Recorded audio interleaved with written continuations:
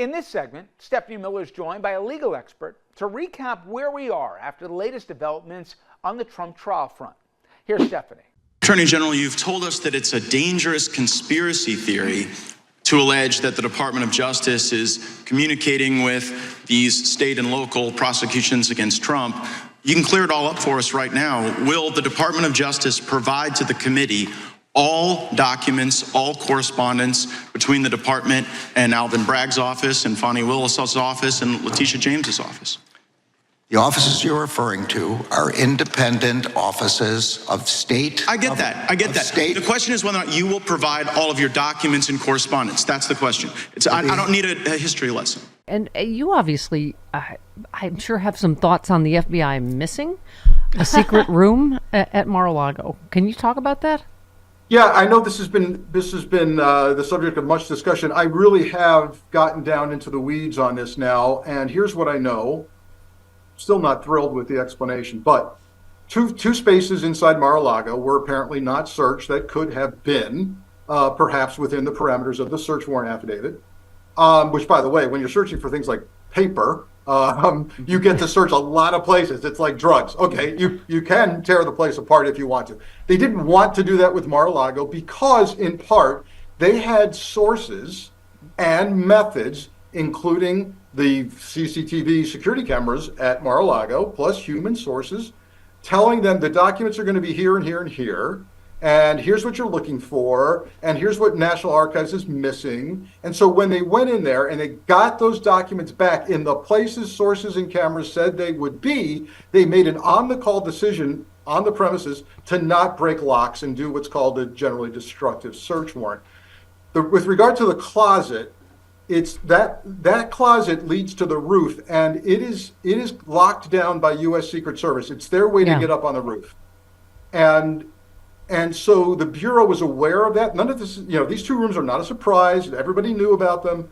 The service had the closet, and that was deemed as, hey, listen, no need to get in there. So am I still seeing a level of deference that you and I would not be afforded if our homes were being searched, Yeah, Stephanie? thank you. Yes, there's way too much deference. But I now have a greater understanding of the operational scenario on the ground. Yeah. This is why people around the world are like just going, how is it possible that this guy's not in prison or that he could actually be president again? And it's, as you say, stuff like this. I mean, them going after Fonnie Willis for her personal life, hoping to shut down that investigation, even though they have it on tape. They have that crime on tape. But, I know everyone is saying the Supreme Court's not going to take it, but I just get nervous that this Supreme Court, whether it's arrogance or politicized to the degree that they could give Trump the delay, that essentially gives him immunity. How are you feeling about it? Yeah, so I mean, look, it says a lot about this, of where we are right now in this country, where we actually had to hold our breath, Stephanie, to see whether the D.C. appellate court would actually reaffirm what we all know, that, we don't have a king. And you can't commit crimes and be completely immune for prosecution. But yes, indeed, we were holding our breath. And now, as you say, we don't know what the Supreme Court's going to do. I have a gut feeling, and I know Neil Katyal, my colleague on MSNBC, who's a legal analyst, way more proficient on the Supreme Court than I ever will be. Oh, he's the first tweet I quoted. Yeah, there you go. He says, he doesn't think they'll take it. I have to say, I think this court wants a say in just about everything, even when they don't need to say it. Yeah. And so I think there'll be a great debate within the court as to whether or not, hey, this is about the biggest thing we could ever decide, and we're gonna punt it back. So I can't predict this, but I'm not that confident that they'll simply say, yeah, it's good. We don't need to hear it. And, I grabbed this, again, these people are on, as you know, I don't know, YouTube, Twitter, like you can see the video of a guy this morning saying, me and millions of other gun-loving Americans are just waiting until Trump gives us the green light to take to the streets and start gunning down Democrats. I mean, obviously, you've talked about the threat of domestic violence for quite some time, but we are at such a, I don't know, we're running out of words. Unprecedented, dangerous tipping point. What do you want to call it, Frank? Yeah, it's we're at a boiling point for sure, and to throw in another phrase. And Trump has used phrases recently like, hey, there will be bedlam, right? Reminiscent of January 6th, where he said, it will be wild.